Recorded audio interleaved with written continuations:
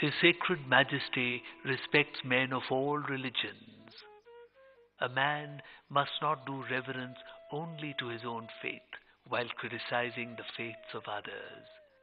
Such conduct would be an insult to his own faith. Thus wrote Ashoka, Emperor of India in the 3rd century BCE. Since ancient times, India has been a land of many faiths. The light of great religions radiated to the world from India. It is well known that India has a very large Muslim population. Over 170 million Indians follow Islam. What is not equally well known is that the second oldest mosque in the world is also in India, in Kerala. It was made in Kodungallur by Raja Cheruman Perumal. It was made in 629 CE, within the lifetime of the Prophet. Islam did not come to India first from the north.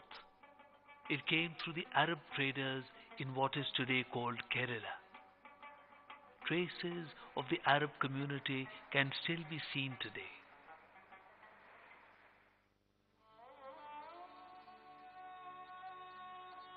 India has a vast and rich heritage of architecture with Islamic influences.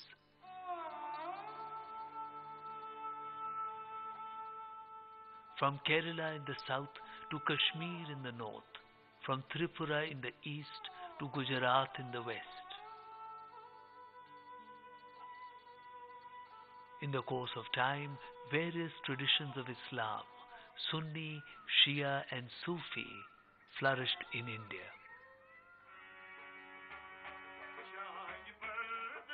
From the synthesis of Sufism with India's age-old traditions emerged many enduring and lasting cultural traditions.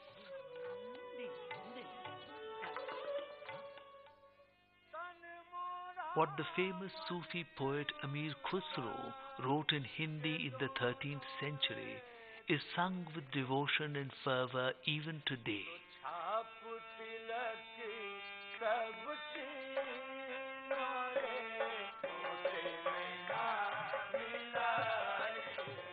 Saints like Kabir, who belonged to the weaver community near Varanasi, wove a beautiful tapestry of universal love.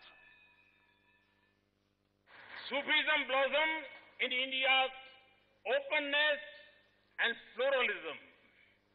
It engaged with her spiritual tradition and evolved its own Indian ethos.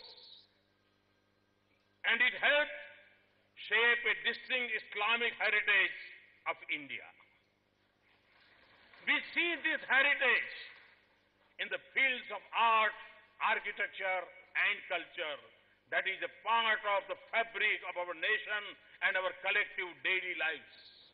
We see it in the spiritual and intellectual tradition of India. It helps strengthen the inclusive culture that is our great nation's immense contribution to the cultural tapestry of this world.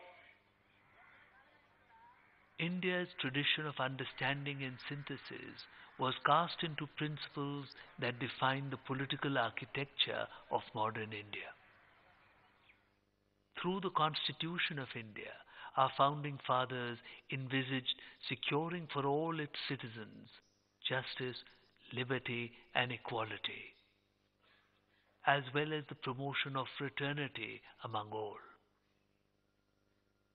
Today, the world is ravaged by senseless violence, terrorism, and radicalization. Thousands of innocent Indians have fallen victim to terrorist violence, just as thousands and thousands of their brethren in other parts of the world. What can we do together to stem this rising tide of hatred and violence which seeks to drown humanity? Great leaders like His Majesty King Abdullah II of Jordan are showing the world the way to peace. The path is through moderation, mutual acceptance, and de-radicalization. His Royal Highness Prince Ghazi bin Muhammad of Jordan writes in his book, "The Muslims of India are well grounded in Hanifi jurisprudence and therefore are not attracted to terrorist activities." He mentions that out of 170 million Muslims in India, only 23 joined Daesh. The driving motto of New India is collective efforts, inclusive growth. Equipped with skills, youth are progressing to Nai Manzil or new destinations. The Ustad or Teacher initiative is helping preservation of traditional crafts. Success and satisfaction follow in the wake of employment opportunities. India is today engaged in building a 21st century society. At the same time, it is partnering the world for a peaceful and prosperous future for the whole of mankind. Our guiding beacon is Vasudhaiva Kutumbakam. The whole world is but one family. Let us make our family, this world, happy. Let us make it peaceful. Let us rid it of violence and radicalism. We can do it. We can do it together.